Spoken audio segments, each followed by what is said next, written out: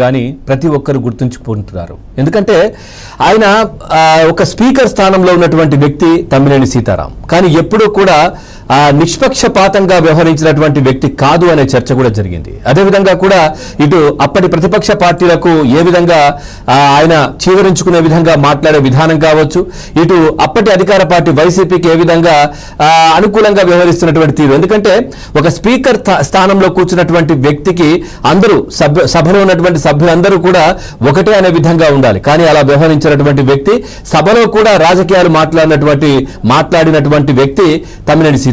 అదేవిధంగా మనం చూసాం బయట ఏదైతే ఆయన నియోజకవర్గంలో రాజకీయాలు మాట్లాడడం, అదేవిధంగా అప్పటి ప్రతిపక్ష పార్టీ నేత చంద్రబాబు నాయుడు గారి గురించి కూడా ఆయన మాట్లాడారు. ఏమన్నారు? ఆయన చుట్టూ ఉన్నటువంటి సెక్యూరిటీని తీసేస్తే చంద్రబాబు నాయుడు గారు ఫినిష్ అనే మాటలు కూడా మాట్లాడిన వ్యక్తి తమ్మినేని సీతారాం. అదేవిధంగా ఈ స్థానంలో కూర్చున్నటువంటి వ్యక్తి, స్పీకర్ స్థానంలో కూర్చొని చట్టాలు, రాజ్యాంగము, న్యాయము, ధర్మము ఈ విధంగా మాట్లాడినటువంటి వ్యక్తి ఆయన చేసిన విషయం ఏంటంటే నకిలీ డిగ్రీ సర్టిఫికేట్ను తీసుకురావడం. మరి ఈ నకిలీ డిగ్రీ సర్టిఫికేట్ ఎక్కడి నుంచి తీసుకొచ్చారు, ఆయనకు ఎక్కడ లభ్యమైంది? అదేవిధంగా మనం చూస్తా ఉన్నాం, పక్కన ప్లే చేస్తున్నాం. ఈ నకిలీ డిగ్రీ సర్టిఫికేట్ను తీసుకొచ్చి తెలంగాణలో ఒక లా కోర్సు కూడా చేసే ప్రయత్నం చేశారు ఆయన. దీనికి సంబంధించి తెలంగాణ టీడీపీ నేత నర్సిరెడ్డి ఈ అంశాన్ని కూడా ఆర్టీఏ చట్టం ద్వారా దీన్ని బయటకు తీసుకురావడం జరిగింది. మరి ఈ నకిలీ సర్టిఫికేట్, డిగ్రీ సర్టిఫికేట్ ఎలా తీసుకుని వచ్చారు?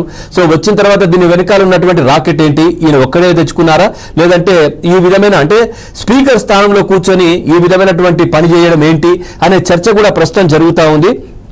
సో అట్లాగే ఆయన ఎన్నికల అఫిడవిట్ లో దీనికి సంబంధించి కూడా ఆయన చెప్పింది ఏంటి?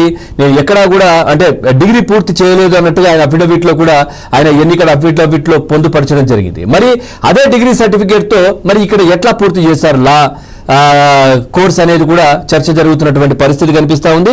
సో మనం చూస్తే పూర్తిగా ఈ అంశానికి సంబంధించి నాగర్ కర్నూలు స్టడీ సెంటర్ నుండి అంబేద్కర్ ఓపెన్ యూనివర్సిటీ ద్వారా 2017-18 విద్యా సంవత్సరంలో తమ్మినేని బీకామ్ డిగ్రీ చదివినట్లు సర్టిఫికేట్ లో క్లియర్ గా ఉంది. మనం సర్టిఫికేట్ పక్కన ఇందాక ప్లే చేసిన దాంట్లో అయితే అసలు తమ్మినేని సీతారాం డిగ్రీ చదివినట్లు నాగర్ కర్నూలు స్టడీ సెంటర్ లోని ఏ రికార్డుల్లో లేదని తమ విచారణలో తెలిసినట్లు నర్సిరెడ్డి అయితే క్లియర్ గా దానికి సంబంధించి ఎంక్వైరీ చేశారు. ఆర్టీఏ చట్టం ద్వారా కూడా తీసుకుని వచ్చారు. సో దాంట్లో ఆయన డిగ్రీ పూర్తి చేసినట్టు ఎక్కడా కూడా లేదు. మరి ఈ సర్టిఫికేట్ ఎక్కడి నుంచి వచ్చింది? సో దీనికి సంబంధించి అప్పుడు జగన్మోహన్ రెడ్డి అధికారంలో ఉన్నప్పుడు కంప్లైంట్ చేస్తే సో ఎక్కడ కూడా తీసుకున్న పరిస్థితి లేదు. సో రిటర్న్ బాధితులపైనే కంప్లైంట్ చేసే ప్రభుత్వం ఏదైనా ఉందంటే అది జగన్మోహన్ రెడ్డి ప్రభుత్వం. సో ప్రస్తుతం ఏదైతే కూటమి ప్రభుత్వంలో దీనికి సంబంధించి ఆమ్దాల వలస ఎమ్మెల్యే కూన రవికుమార్ గారు కూడా దీనికి సంబంధించి కంప్లైంట్ చేయడం జరిగింది.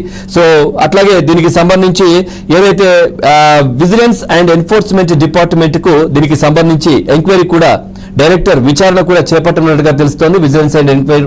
విజిలెన్స్ ఎన్ఫోర్స్మెంట్ డైరెక్టర్ విచారణ కూడా చేపట్టనున్నట్టుగా తెలుస్తోంది. దీనికి సంబంధించి వైసీపీ శ్రీకాకుళం జిల్లా పార్లమెంటు నియోజకవర్గ ఇన్ఛార్జ్ అయినటువంటి తమ్మినేని డిగ్రీ అంశానికి సంబంధించి పూర్తిగా ప్రస్తుతం చర్చ జరుగుతోంది. అప్పుడు ఎంతో గొప్పగా మాట్లాడారు. రాజ్యాంగం, రాజకీయాలు, ప్రజలు, ప్రతిపక్షం, అదేవిధంగా మంచి చెడు ఇట్లా గొప్పగా మాట్లాడిన వ్యక్తి ఈ విధంగా చేయడం ఏంటనే చర్చ జరుగుతూ ఉంది. ప్రస్తుతం మనతో పాటు కూన రవికుమార్ గారు ఉన్నారు, వారితో మాట్లాడదాం. గతంలో